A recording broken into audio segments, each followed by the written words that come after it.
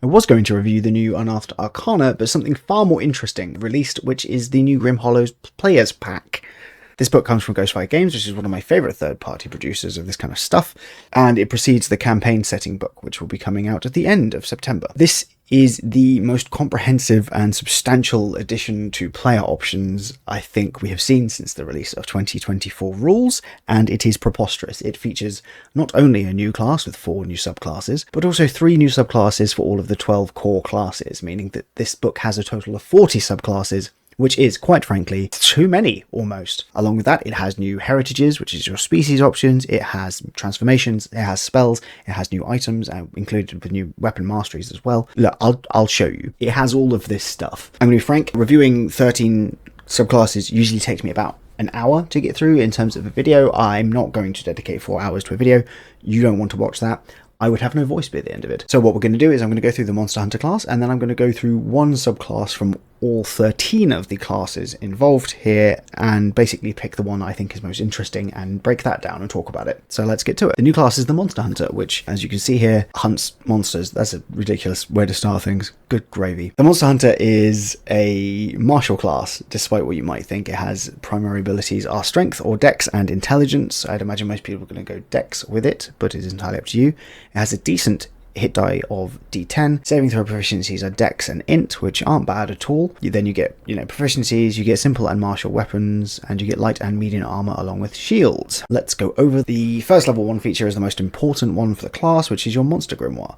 Basically, you choose a couple of different creature types here, from aberrations, beasts, celestials, and so on, and you have advantages when doing checks on them. So you get to add your proficiency bonus to any intelligence or wisdom checks you make regarding those creatures in your grim. As you level up, you get to add more to those, and then these also inform a lot of the subclass and class features as well. It's an incredibly cool way of kind of encouraging you to specialize in things, and it all sort of feels like this is maybe what the ranger could have been. Sorry, rangers, again. You get some cool subclasses in this one, if that helps. You also get weapon masteries at level 1, which is, good. You also get to change these on a long rest, in much like with the fighter. You get 2 of these as well, so that's really, really solid. Love to see it. At level 2, you get a fighting style. There are a bunch of new fighting styles in this book, so that's great news for fighting style fanatics. Also at level 2, you get studied response, which allows you to just read it. Level 2, studied response. You have learned the most effective way to slay a monster is to strike its most vulnerable area at the right moment. Too early and your attack glances away, too late and the monster may eviscerate you, which is bad. When a creature you can see within 60 feet of you targets you or another creature with a melee or ranged attack, you can take a reaction before the attack roll to make one attack with a weapon or unarmed strike against that creature. If the attack misses, you regain the use of your reaction. This basically lets you interrupt an attack by potentially finishing off the thing that's targeting yourself or someone else, which I love. Is just a really fun space to play around in. Level 3, you then get your subclass, which we will go into. Level 4, obviously, is ASI, standard stuff there. Level 5, you get Expert Strike. You learn the weaknesses of monsters so that you know exactly where to strike to inflict the most damage. You can add your intelligence modifier to your attack and damage rolls of your weapons and unarmed strikes. This is as a bonus to your dex or your strength, which means that you are adding 2 modifiers to your attacks. I also know that one of the weapon masteries actually allows you to add both your strength and your dex modifier, so you could theoretically be adding 3 modifiers to your attacks here, which is a lot. Level 6, you get a buff to your monster grimoire. You get a 3rd creature type, which is cool, and you also get the chance to crit on a 19 or 20. Level 9, you get knowledgeable defense. You can rely on your knowledge to anticipate a monster's actions and summon your best defense. When a creature type in your monster grimoire forces you to make a saving throw, you can make an intelligence saving throw instead. This is obviously good because you have proficiency in those, and also intelligence is a big deal for this class. At level 11, you get extra attack. While this feels really, really late, I think it's really interesting to see a martial class that has extra attack that doesn't get it to this point.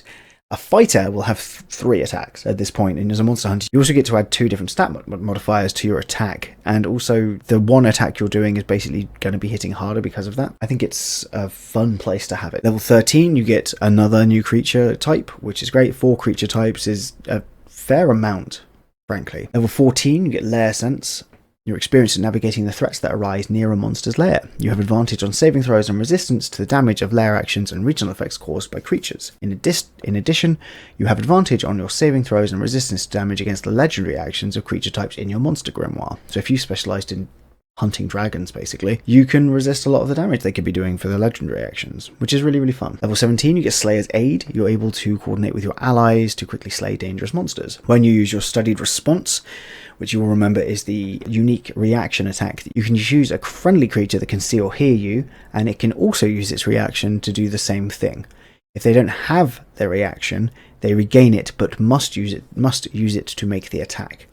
Your allies' attack occurs after yours, but before the target creature rolls its own attack, and this ability refreshes at the start of your turn. You are a master of taking things down as they're attacking. Level 19 is Epic Boon, and level 20, the Capstone. I really, really like the Capstone here. So Grave Strike is your Capstone, and along with the ability to crit on an 18 through 20 as default, I would always allow these to stack with other things, as I've said before. When you score a critical hit against a creature in your monster grimoire, the creature must make a con save. The DC equals the damage taken up to a maximum of 30. The creature drops to 0 hit points if they fail the save. On a successful save, it takes the normal amount of damage. You can do this a number of times equal to your intelligence modifier, so theoretically 5 times. And you regain all uses on a long rest. This lets you, when you crit something, just potentially take it out of the fight completely, and I think that is absolutely incredible. Okay, the subclasses here are called guilds. There's basically the Carver Guild, which is good at close quarters. You've got the Devourer Guild, which is the one I'm going to talk about because I really like it. You've got the Occultist Guild, which is the magic-y one, wizard spells, and then you've got the Trapper Guild, which is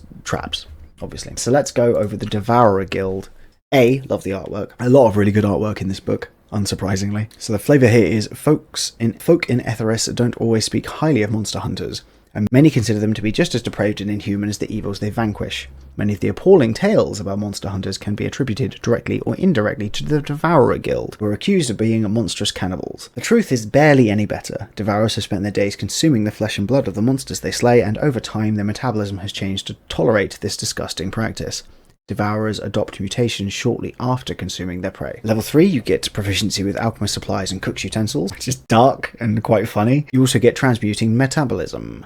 You gain the ability to consume monster remains, which causes your body to adopt powerful and frightening mutations. These appear in the mutation section later on in the subclass description. Let's go to the mutations, because they're obviously important. As you can see, each mutation here has a list of creature types that it comes from, and then basically you get to choose one of the ones related to the creature type that you would have. I'm not going to go over all of these, purely because we've got a lot to get through. But you get things like natural weapons from dragons or monstrosities, you get regeneration from beasts and things like that, you get resistance to different damage types, you get telepathy, you can get infusions to change your damage types, you get acidic reactions, full alien style. It's just a lot of really cool stuff. Along with that, you also get the ability to, as a utilize action, you can harvest a single portion from the physical remains of a creature, and then you can jump down on it, basically, which you can eat as a bonus action. So you can do this when you slay something, effectively. You can have multiples of these in effect at the same time, equal to your intelligence modifier. But yeah, you can't have the same mutation more than once, and it might be wise to, ration those out throughout the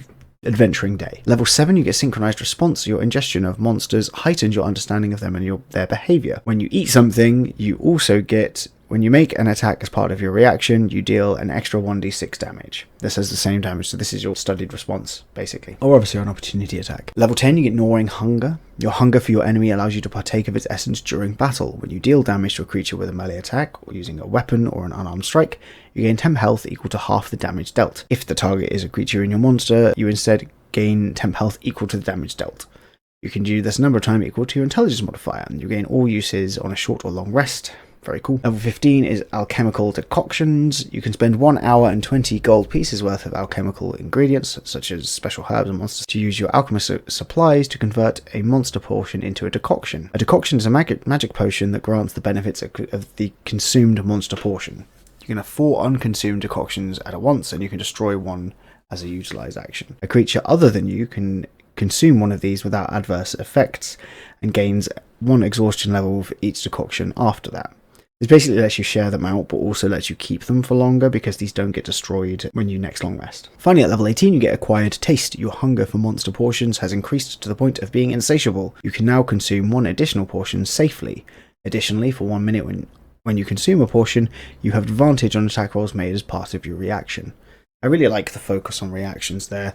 I think there's a Hydra amulet for maybe the Griffin book, which lets you have 2 reactions, once per long rest. That feels like it would fit this really, really well. I do really like all 4 of the subclasses for the Monster Hunter, and I really like the class itself. It's niche. It's a surgical knife that you can kind of build to focus on a specific kind of campaign. I do think it runs the risk of kind of the classic ranger thing where you've got a favoured enemy, but you get to add creature types as you go, and obviously if your DM's reasonable or feeling particularly kind, they could let you change that every so often as well. So yeah, good stuff. Okay, we are going to move into the core subclasses now. As I said, there are 3 for each of these classes. I'm going to just pick the one that I like the most, basically, which for the Barbarian is the path of the primal spirit. Many barbarians are in tune with the natural world, but few are as mystically intertwined with it as those who walk the path of the primal spirit. These barbarians forge powerful connections with beasts and nature spirits, inspiring such ethereal beings to manifest and journey on far-flung adventures. Barbarians who follow this path have a deep reverence for the cycle of the natural world. Such barbarians are likely to accept quests and pleas for aid from local wildlife as they are from people. Their respect for animals and spirits doesn't cross into naivety, though. Few understand the delicate balance between the needs of the predator and prey better than those who are able to walk the path of the primal spirit. At level 3, you magically summon a primal spirit that adopts the form of a beast and accompanies you on your adventures. Choose its stat block, primal guardian or primal striker, so defensive and offensive basically. In addition, you choose an environment that will modify this creature's stat block, so land, sea or sky. You also determine the kind of animal it is, choosing the appropriate one for the stat block. Whatever companion you choose, it bears eldritch markings including its otherworldly origin, which for the wolf in the picture here is glowing eyes. The companion is friendly to you and your allies and obeys your commands. It vanishes if you die. In combat, it can move and use its reactions without any kind of instruction, but it'll only take the dodge action unless you use a bonus action to command it to do something, basically. You can also sacrifice one of your attacks when you attack to get it to do its beast strike instead. If you're incapacitated, it gets to do whatever it wants and isn't limited to the dodge action. Fairly standard stuff there. You can also restore it by expending a use of your rage, or as long as it died within the last hour. And whenever you finish a long rest, you can only have one at a time though, so, don't do that. Also, when your rage is active, your primal companion has resistance to bludgeoning, piercing, and slashing damage, which is very fun. Cat, are you my primal companion? This is my primal companion, as you all know. This is both. Brief moment of cat. Okay, be free. Level 6, you get kin to beasts. You always have the animal friendship and speak with animals spells prepared. You can cast each of these spells without expending a spell slot. Once you do either, you can't cast the spell again until you finish a short or long rest. You can also cast these spells using spell slots you have of the appropriate level. Constitution is your spell casting modifier for them. Congratulations, we got a Constitution caster. Level 10 is Skin Rider's Trance. You can take a magic action to enter a trance, and you can choose your primal companion or one beast currently under the effect of an animal friendship spell within 60 feet of yourself. You then possess the creature. Once you possess a creature, you control it, your hit points and so on, or replaced by the creatures. You otherwise keep your in-game statistics. The possession ends if you choose to exit the trance, no action required, or if the beast you're possessing is reduced to 0 hit points, or if you and the beast are in different planes of existence. While in this trance, your body falls into a catatonic state. You cannot move or take reactions, and you're unaware of your surroundings. You can remain in the trance for a number of hours equal to half your barbarian level plus your constitution modifier. At level 14, as a bonus action, you can choose a new form for your primal companion, causing it to instantaneously change. When you do this, its hit point changes to its new hit point maximum. You can only do this once per short or long rest, but you can also use your rage to restore it. Then we've got the thing, basically. So primal guardian has more health, effectively. It can have a swim or a fly speed, depending on what it does. It has a protective instinct, so it gains temp health and can look after you, basically. And then the other one is better at hitting things. Pretty standard stuff. I really like this as a subclass. I think having the Barbarian have an animal companion is excellent. I think Barbarian subclasses, while generally pretty interesting, can all end up feeling a bit too much like I hit the thing. And I think a subclass like this really helps differentiate it from the others. Also, everybody loves pets. So, on to the Bard. Let's go for the College of Requiems for the Bard, mostly because I like the word Requiem, because I was an emo. Performing macabre melodies filled with grief-stricken chords and mournful refrains, the College of Requiems stirs the very bones of the dead. Requiem bards weave necromantic magic into their funerary songs to control and empower a host of undead minions. Level 3, you get Chilling Melody. You learn 2 necromancy cantrips of your choice. These count as bard spells for you, but don't count against the number of cantrips you know, which is very cool, because it means you can Toll the Dead, which is great, as it turns out. You also get Pluck the Heartstrings. Your bardic inspiration can pluck at the tethers of life. Each creature that has a bardic inspiration die from you can use it on one of the following effects. Defense. When the creature is reduced to 0 hit points and not killed outright, they can roll the bardic inspiration die to be reduced to that many hit points instead, which is very strong. They don't have to use their reaction to do this, so this is just a thing they can do.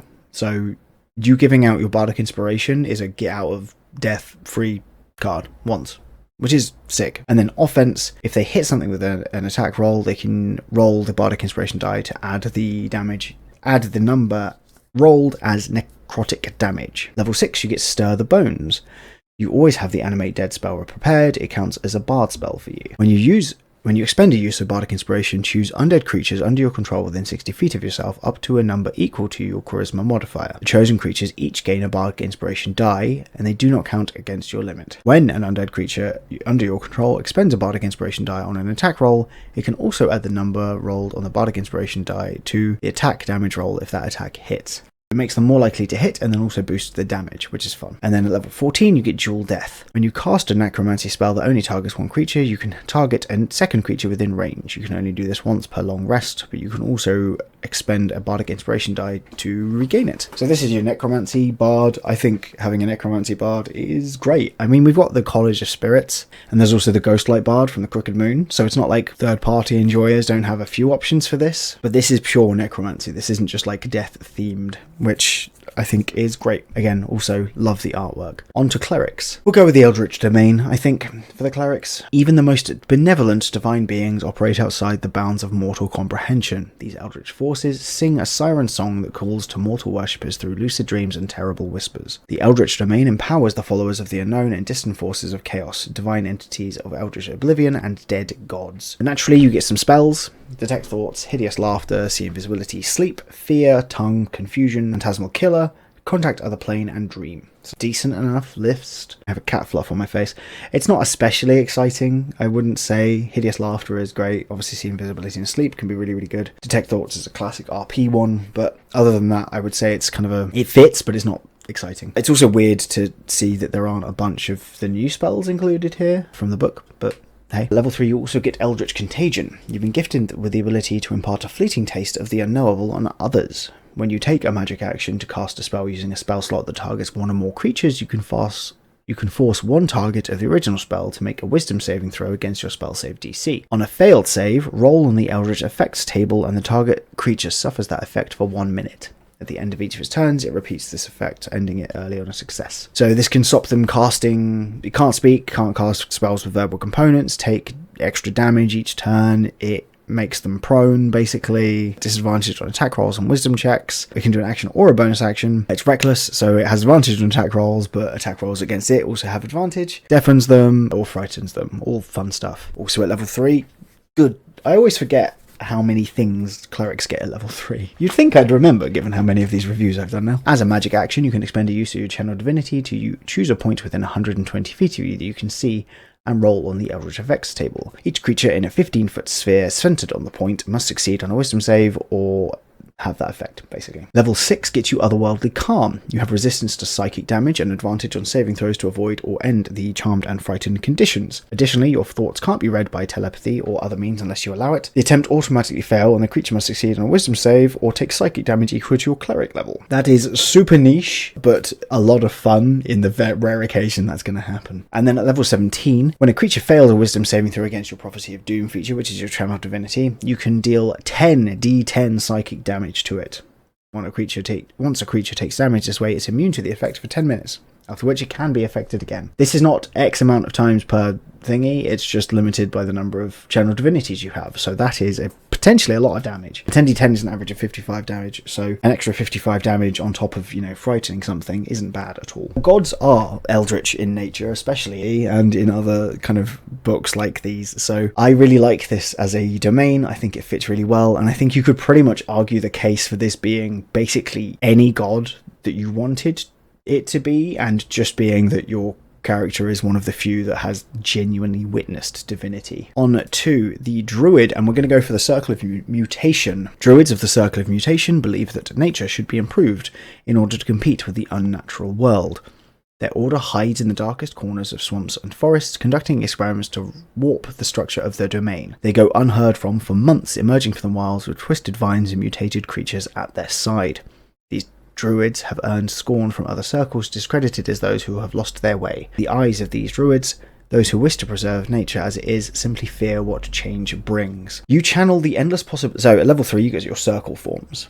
You channel the endless possibilities of nature when you assume a wild shape form, granting you the benefits below. The maximum challenge rating for your form equals your Druid level divided by 3, which you will notice is exactly the same as the Moon Druid. So, you should get a rough idea of what you're doing from this if you've played that subclass before. You also get Predator Strike. When you hit a creature with an attack roll using a beast form in a wild shape, you add +2 to the damage dealt. Always helpful, and you can take the dash, disengage, or influence action as a bonus action, which is fun because it means you can turn into a bear and then use the influence action as a bonus action. Just funny. It's obviously that's intimidation, but you could roll to seduce a dragon with that, why not? Along with that, you also get mutate shape at level 3. When you assume a wild shape form, or as a bonus action while your wild shape is active, you can expend a spell slot to gain mutation points equal to the slot's level. These mutation points last until they are spent, and you gain additional mutation points these mutation points last until they're spent. You'll gain additional mutation points or you leave the form. While you have these points, you can spend them on your turn, no action required by you, to gain a mutation from the list below. When you do, your body distends and reconstitutes in a gruesome display. Mutations last until you leave the form, or you expend a spell slot to gain more mutation points. So you generally want to spend a high level spell slot for this to get as many as you can. Some of these mutations can be taken more than once. We'll go over a couple of them because, as you can see here, there's a fair few of them. So you can gain flying speed or a swimming speed. You can actually double your flying speed if you spend 5 points instead of 3 points. You get dark vision. If you already have it, it doubles it. You can speak to all beasts if you want to. You get blind sight where you don't have the deafened condition. You can become larger, or you can spend 4 points instead of 2 points to become 2 sizes larger, which is very cool. You can gain an extra attack if the wild shape's form doesn't normally have one more attacks, which is very, very fun, because there are some where an extra attack would be amazing, but you don't get it, so that's cool. It doesn't let you add an extra attack to ones that already have multiple attacks though, which is worth noting. You can gain additional AC, but you can do this up to 3 times. So you can spend 6 points to get +3 to your AC, which is pretty cool. You can get smaller, I went through all of them, pretty much. Level 6, you get Unnatural and Unnerving. When you expend a level 2 or more spell slot to gain mutation points, you regain 1 expended spell slot. The slot you regain must be of a level lower than the slot you expended and can't be higher than level 5. In addition, while in your wild shape form, you gain the following benefits. Each of your attacks in wild shape form can deal its normal type or force, which is fun, and wisdom checks. So you have advantage on deception and intimidation checks and animal handling checks. Level 10, you get Endless Evolution. When you gain mutation points, you gain an additional number equal to your wisdom modifier. In addition, you get extra mutations, basically. You can get extra damage to stuff. You can cast spells while you're in your wild shape form. If you have 18 or more druid level creatures have disadvantage on the saving throws. You can gain hit points, stuff like that. And then at level 14, you get Apex Predator. Your Mastery of Mutation has made you an Apex Predator, granting you the following benefits. Once per turn, you can deal 2d10 extra force damage to a target you hit with a wild shape's form. Also, as a magic action, you can touch a beast and expend a spell slot, causing the target to mutate. You gain mutation slots equal to the spell slot level, as you would normally, and you can spend it on the beast. The beast mutations remain on the beast until it's targeted again by this feature. A remove curse, greater restoration, or similar magic effect end to mutations. This is obviously good if you have beast companions, because you can turn them into stronger beast companions, which is probably pretty good, as it turns out. This thing is basically what if the Moon Druid was a nightmare, and I adore that as a fan of Bloodborne and other games where the moon is evil. Majora's Mask, for example. I think this is a sick subclass in all of the possible versions of what that word can mean, and I'm really glad it exists. On to the fighter. What should we go for? The bulwark warrior. It sounds like it's a tank, and I always like a good tank class, especially looking at the level 3 feature. Those who learn the fighting prowess of the bulwark warriors protect their allies from certain death. Bulwark warriors guard their allies by provoking their enemies. With endurance and strength as their primary skills, these warriors are prepared to take lethal strikes for their compatriots. Level 3, you get protective taunt. Once per turn, when you hit a creature with a melee attack using a weapon or unarmed strike, you can taunt it until the end of your next turn, or until you have the incapacitated condition. The target has disadvantage on attack rolls against anyone other than you. A creature can only be affected by one taunt at a time. However, you can do it multiple times. No, you can, because you can only do it once per turn. So, also at level 3, you get Weather the Storm. You've grown accustomed to being battered and bruised, and as a bonus action, you toughen up for a minute. At the end of each of your turns, you gain temp health equal to your fighter level plus your con mod. You can do this once per short or long rest. That's sick. I love third-party books, man. I do. I love them. At level 7, you get Threatening Presence. You can provoke your enemies into single-minded hatred of you. As a magic action, each creature of your choice that you can hear in a 30-foot emanation must make a wisdom saving throw, DC 8 plus your con plus your proficiency modifier. On a failed save, the creature takes 5d6 psychic damage and has disadvantage on attack rolls against anyone other than you. You also regain the use of your Weather the Storm feature. You can do this twice, and you regain all uses when you finish a long rest. At level 15, you also gain another use of this feature.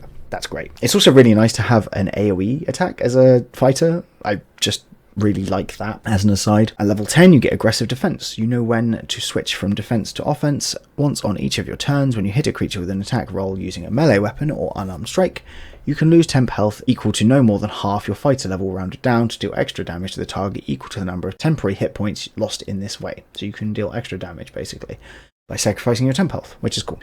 At level 15, you get Improved Second Wind. Your endurance is unrivaled. When you regain hit points from your second wind, you regain a number of temp health equal to the roll's total as well. Just literally doubles your healing. And then at level 18, Halt the Assault. When another creature you can see within 5 feet of you is hit by an attack roll, you can take a reaction to change the target to yourself, and you gain resistance to all damage against that attack. Love it. What a great tank subclass that is. I have a friend of mine who I think will absolutely adore this as a class. I'm going to be sending it his way as soon as I finish recording. On to the monk. What should we go for? Let's go for the Warrior of Pride. Monks who become warriors of pride value themselves above all else. These monks focus on mastering their form, ego, and their destructive power. They display monastic aesthetics publicly with the intention of gaining the respect and admiration of lesser beings. The prideful traditions of this order include adorning themselves with jewelry, hiding their scars, and commanding respect from all who would oppose them. Level 3, you gain Tall Tales. You gain a knack for telling embellished tales of your past achievements. You gain proficiency in Deception, Intimidation, Performance, or Persuasion. Level 3, you gain Bruised Ego. Your ego strengthens as you fight to prove your value. When you expend a focus point, you can also gain temporary hit points equal to your Wisdom modifier. While you are bloodied, you gain twice that amount instead. Temp health is good, as it turns out. So yeah. Also at level 3, monks are being very greedy. When you're bloodied, you add your Wisdom modifier to the damage you deal with your unarmed strikes and monk weapons. Whew. Level 6, you get Irrational Retaliation. Damage dealt to you is dealt to your pride, and that is something you simply cannot allow. When a creature deals damage to you, you can take a reaction and expend 1 focus point, and you have advantage on attack rolls against that creature until the next turn. You're real petty, and we have to respect that. Also at level 6, when you score a critical hit while you're bloodied, you can roll 1 additional damage die when determining the extra damage dealt by the attack. Very cool. When you are reduced to 0 hit points and not killed outright, you can expend 1 focus point to enter a trance. While in this trance, you gain the following effects. You're immune to the unconscious condition, you can't speak, you can't cast or concentration on spells, and you suffer 1 death saving throw from damage instead of 2. When you start your turn with 0 hit points, you must expend 1 focus point to maintain the trance, and you make death saving throws as normal. This basically lets you keep fighting when you're making death saving throws, which is just really, really cool. And at level 17, you get Egotistical. Injuries to your pride enrages you. You are considered bloodied if your current hit points are below your hit point maximum. So if you're damaged at all, you basically get all of your features active. I love a monk that isn't the whole traditional kind of Zen thing, because it's nice to break away from those, I guess, stereotypes. And this one does a really good job of that. This is like the typical... You could be a wrestler with this subclass, which is great. Paladin. What do we want to go for? The Paladin. Okay, we're going to go for the Oath of Slaughter. The Oath of Slaughter. Oh, I'm tired. The only truth of war is death, the only virtue is to kill, and the only victory is to survive. Heroism, honor, and glory are illusions. This is the creed of Tormak, Archdemon of Wrath. but this philosophy rings true for all warriors who devote themselves body and soul to the thrill of combat and the delight of bloodshed. Such champions find themselves at the forefront of armies, using the most violent methods to bring battles to a swift close, or drawing out the war to sate their own appetites. Paladins who take the oath of slaughter share the following tenets. Violence is the end, not the means. Break the body to break the spirit, and revel in bloodshed, whether friend or foe. Level 3, you get Frenzied Slaughter. You can harness the rush of battle to drive you to even greater acts of violence. As a bonus action, you can expend one use of your Channel Divinity to enter a frenzy. You gain the following benefits while this feature is active. When you miss with an attack roll using a melee weapon or unarmed strike, you can take a reaction to make another attack with the same weapon. You have advantage on saving throws to avoid or end the charmed, frightened, and stunned conditions, and it lasts until the end of your next turn or ends early if you're incapacitated. If it is still active on your next turn, you can extend it by doing one of the following. You can make an attack roll against an enemy, force an enemy to make a saving throw, or if you're bloodied. Each time it's extended, it lasts until the end of your next turn, and you can maintain it for up to a minute. It's kind of like a rage, but for our paladin. You also get Oath of Slaughter spells. You get Crimson Lash, Inflict Wounds, Bloodletter, Shatter, Fear, Suffocate, Consume Mind, Supernal Smite, Destructive Wave, and Incite Riot. Shall we see if D&D Beyond is letting me see the spells I already own? It is! Good work! Let's look at some of the spells then, shall we? Crimson Lash. Bonus action. As part of casting this spell, you must expend one hit point die or the spell automatically fails. A writhing lash of coagulated blood springs from your hand with the following properties. It counts as a simple weapon with which you are proficient. It has the light, finesse, and reach properties. You can use your spell casting modifier instead of your strength or dexterity for the attack and damage rolls with this weapon. Its damage die is the same as the hit point die expended to cast the spell, and the damage dealt is necrotic. Each time a creature takes damage from the weapon, its hit point maximum decreases by an equal amount to the damage taken. That's really, really fun. Let's just do the extra smite then. Supernal Smite. One bonus action, of course. Level 4th spell. Level 4th spell? The next time you hit a creature with a melee weapon, during this spell's duration, your weapon shatters the ambient magic surrounding the creature, and the attack deals an extra 4d6 force damage. If the creature is concentrating on a spell, that concentration is broken. In addition, any spell of 3rd level or lower on the target ends, and for each spell of the 4th or higher on it, make an ability check using your spellcasting modifier. On a successful check, the spell ends. Cool. Level 7, you get Bloodthirst Aura. Your lust for blood infects those around you. When a bloodied ally within your aura of protection makes an attack with a weapon or an unarmed strike, it gains a bonus to damage. The bonus is equal to your charisma modifier. Additionally, when a bloodied creature within your aura of protection makes a saving throw against a sangromancy spell, you can take a reaction to impose disadvantage on the save, so you can boost your sangromancy spells. For 15, you get Follow Through. When a creature in your aura of protection becomes bloodied, you can take a reaction to move up to half your speed and make a melee weapon attack or unarmed strike against them. This movement does not provoke opportunity attacks, and you have advantage on the attack roll. And then the capstone feature here is Blood Knight. Your bloodthirst imbues you with preternatural strength and resilience, allowing you to keep sowing slaughter. As a bonus action, you gain the benefits below for 10 minutes or until you end them. Once you do this, you can only do it again after you've long rested, or if you restore it by expending a 5th level spell slot. Crimson Armor. When a creature within your aura of protection becomes bloodied by an enemy, you gain 30 temporary hit points. That's pretty cool. Borrowing blood from your mates there. When a creature hits you with an attack roll, you can take a reaction to make one melee attack against them, using a weapon or unarmed strike. And when you hit a creature with a melee attack roll using a weapon or unarmed strike, you can choose any number of creatures within 5 feet of the original target within your reach, and each of those creatures takes force damage equal to your charisma modifier plus your proficiency bonus, which is going to be like 11. So potentially hitting a bunch of creatures is very cool. I really like the Oath of Slaughter overall. I don't think it's as strong as some of the other subclasses. The level 20 feature isn't quite as impressive as some of the others that I've talked about, but it's also a level 20 feature, and ultimately I am aware that a lot of D&D games simply do not go that high, and as a DM I do understand why, but I also think it's a shame. Okay, on to Ranger. I think all 3 Ranger subclasses are really interesting. However, I love a good magical bow and arrow, as I'm sure many of you do, so we're going to talk about the primordial archer. Etheris. In the areas of Etheris where nature still holds sway, many cling to the ancient customs of woodland hunters and witches, marking themselves with wild plants and bone needles. Theirs is a tradition of cunning, cruelty, and reprisal against all trespassers. Unlike the Druids, these wood witches twist natural magic into hexes, imbuing their weapons with nature's fury. Back to my normal accent, there we go, thank you. Level 3, Elemental Arrows. As a bonus action, you can imbue a longbow or shortbow with elemental energy for 1 minute. You can choose acid, cold, fire, lightning, or thunder, And for the duration, the weapon deals damage of the less selected type instead of its normal type, and deals an extra 1d6 of the chosen type when it hits. At the start of each of your turns, you can do this a number of times equal to your wisdom modifier, and you regain all uses on a long rest. That is such a strong starting ability just straight off the bat. Elemental weaknesses are something I wish the game played around with more, but a lot of third-party stuff does. So it's fun. It's flavorful if it's not strong, but it's usually strong, and the extra 1d6 is obviously relevant. Especially if you combine that with something like Hunter's Mark, where you're then doing an additional 2d6 every time you hit something. At level 3, you also get Herbal Lore. You gain a Herbalism kit, and you're proficient with it. You can use it as a bonus action to stabilize an unconscious creature, as if using a healing check without a healer's kit without needing to make a medicine check. Yeah, and you can use the utilize action instead to give it 1 hit point instead. You can do this once per short or long rest. You also gain spells. You gain Hex, Blindness and Deafness, Cool Lightning, Polymorph and Wall of Stone. Not bad. Level 7, you get Weave the Elements, which lets you basically gain resistance to acid, cold, fire, lightning or thunder for the totality of a long rest. Once per long rest, which is cool. Level 11, you get Arcane Archer stuff. Once per turn, when you hit a creature with a ranged attack using a longbow or shortbow, you can expend a level 1 or above a spell slot to choose one of the following effects. The listed damage increases by 2d6 for each spell slot above 1. Arcing Shot.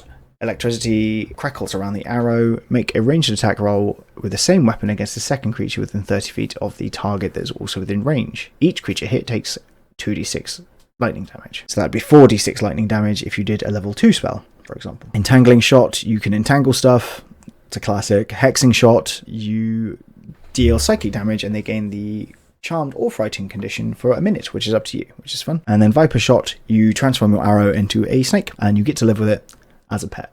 No. And it can poison stuff, fairly standard. And then at level 15, taking damage can't break your concentration on any range of spells you cast. You can take a bonus action to change the damage type of your thing. When you do, choose a creature within 30 feet of yourself. The creature must make a constitution saving throw or take of either damage type your choice. You can do this a number of times equal to your wisdom modifier. This is, I think, my favourite ranger subclass of all of the stuff I've read. And if you've been watching the channel for some time, or if you check out my other reviews, you will know I've read a fair few ranger subclasses. This is so wonderfully full of utility and customizability, and it has such a great flavour to it. I adore it. I do also think the Vermin Lord and the Green Reaper are also very good, but this is my favourite of the three. On to Rogue, and we will go with the Highway Rider. Stalking the back roads, the Highway Rider strikes fear into the heart of every traveller and penny-pinching merchant. They run down their prize, astride a swift and loyal steed, and then make a quick getaway. At level 3, you get Hair Trigger. You gain proficiency with black powder pistols. In addition, when you roll initiative and don't have disadvantage on that roll, you can immediately take a reaction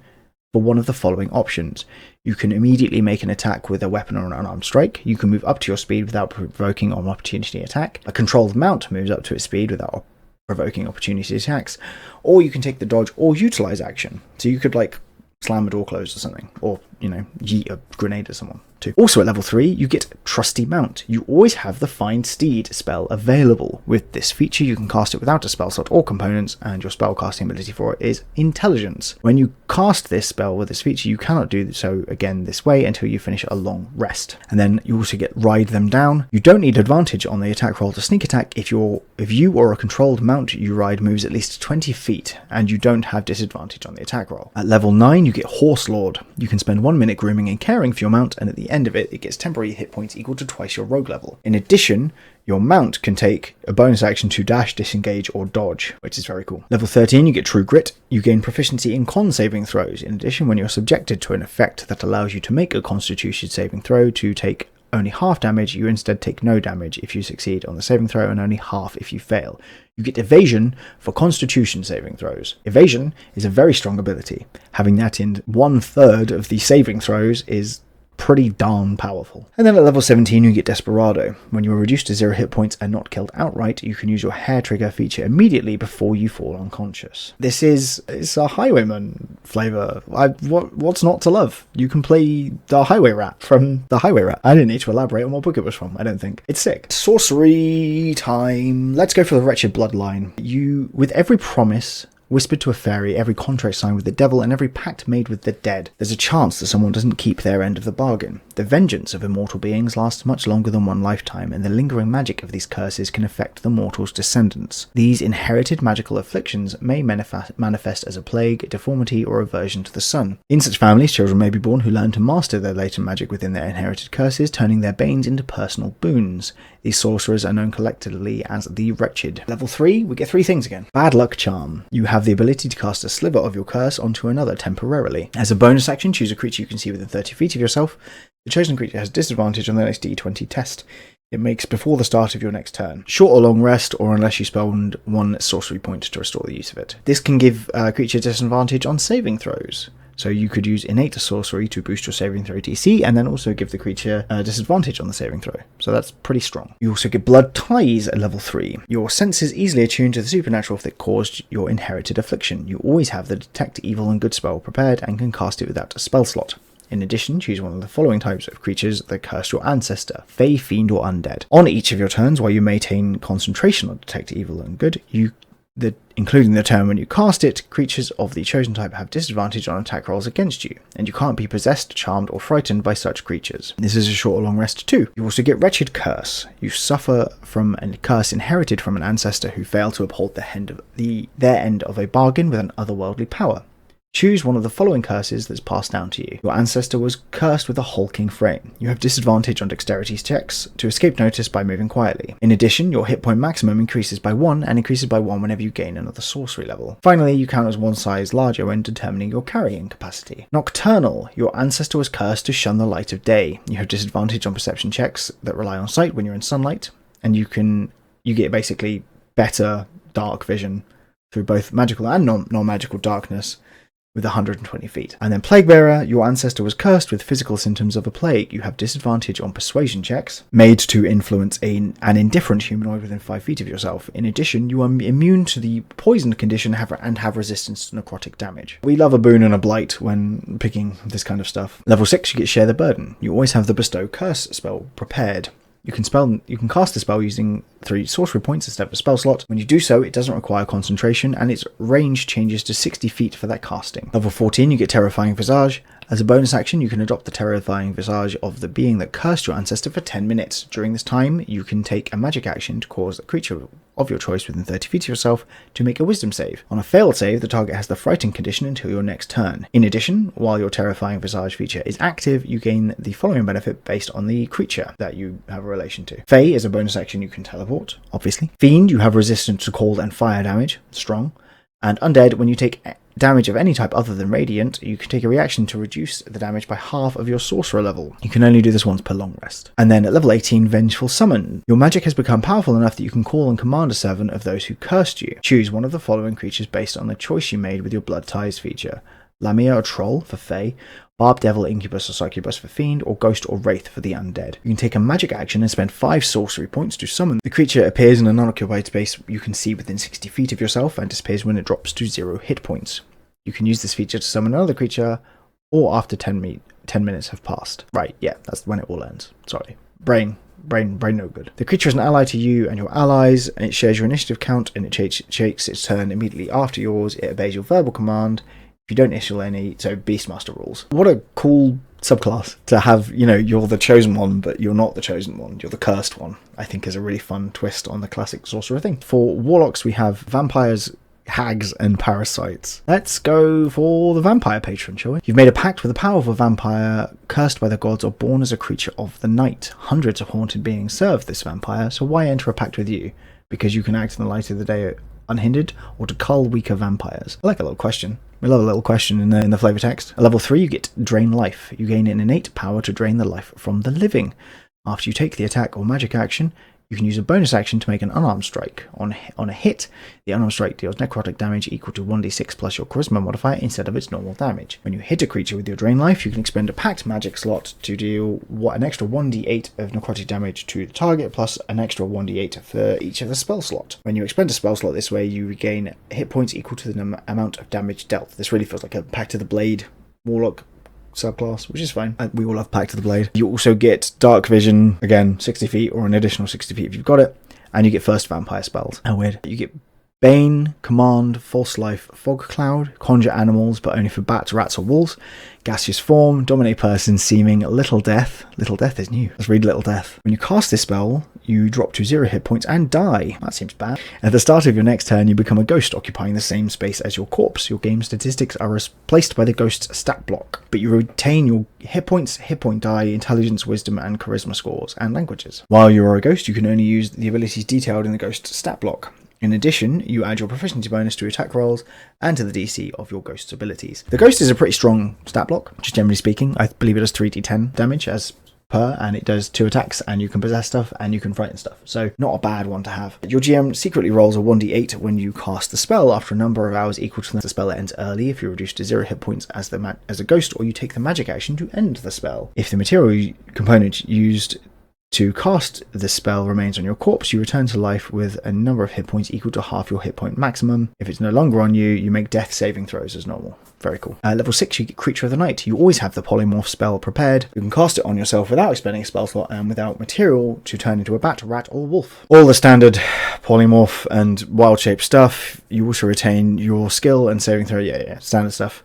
You can do this and over time be equal to charisma modifier per long rest. Cool. Level 10, you get Eldritch Appetite. When you reduce an enemy to 0 hit points with your Drain Life feature, you can take a reaction to consume the last of its fleeting mortality. When you do so, regain one of your expended packed magic slots. If you do this, you can't do it again until you finish a long rest. So basically, it gets you one of these like cool smites for free. We love a free smite. And then Eternal Night at level 14. Your vampire patron gives you a taste of true mortality. You no longer age, you gain resistance to necrotic damage, and as a bonus action, you can gain one of the following benefits. You gain the following benefits for 1 minute. At the start of each of your turns, you regain 1d6 hit points if you have at least 1 hit point, and you aren't in direct sunlight or running water. If you take radiant damage, you don't do this your next turn. And when you use your Drain Life feature, you can deal an extra 1d8 necrotic damage without expending a spell slot. That's fun. You can only do this once per long rest. Somehow this is the most vampire heritage species thing, which is very funny. You could be a Dampier and this, and then I don't think you can be more vampire-y than that. Finally, crikey. Finally, we have the Wizard. Let's go for the Demonologist. There's also the Plague Doctor and the Sangromancer, which is the blood one. There's a lot of blood spells in this. Not a huge shock. Through theological study, or perhaps an induction or into a secretive cabal, demonologists have learned to cast divine magic without the need for faith or bargains. Their spellbooks are scribed with prayer fragments from blasphemous hymns, enabling them to siphon scraps of power from both arch-seraphs and arch-demons. From their heretical research, they've come to believe that such otherworldly beings are two sides of the same divine kin. Demonology is rarely practiced. If the nature of their abilities is discovered, they risk being persecuted not only by superstitious folk, but also by celestial and infernal powers. At level 3, you get Fair and Foul. The spells listed below can be added to your spellbook for no cost when you reach the associated level. Each time you finish a long rest, you can choose whether you're siphoning power for arch-demons or arch-seraphs. Yeah, so for demons, you get Bane, Toll the Dead, Fear, Dark Sacrament, and for arch-seraph, you get Aid, Bless, Word of Radiance, Revivify, Guardian of Faith, and Greater Restoration. If you look at Dark Sacrament, as a part of casting the spell, you must expend 4 hit point dice or the spell fails automatically. Make a melee spell attack against a creature within 5 feet using the material component of this spell. On a hit, roll the hit point dice expended to cast the spell plus 48. You deal necrotic damage equal to the roll's total. If the damage causes the creature to be reduced to 0, it immediately dies, and you gain one of the following dark blessings. You can gain advantage on all saving throws, your size increases and you gain a number of hit points, or your proficiency bonus increases by 2. An extra proficiency bonus is pretty strong. Also at level 3, you get Stolen Secrets. You have uncovered or stolen secret power from the agents of archdemons and arch-seraphs. You gain 1 eldritch invocation of your choice. Prerequisites. If an invocation has a prerequisite, you must meet it to learn that invocation. If an invocation has a warlock level prerequisite, use your wizard level instead. Simple enough. Whenever you gain a wizard level, you can replace one of your invocations with another one with which you qualify. You gain an additional invocation when you reach the wizard level 6 and 14. You are a warlock wizard. Another one, because the occultist is also sort of a warlock wizard from the Crooked Moon. This one kind of does it better, which is impressive. At level 6, you also get Borrowed Tongue and Hides.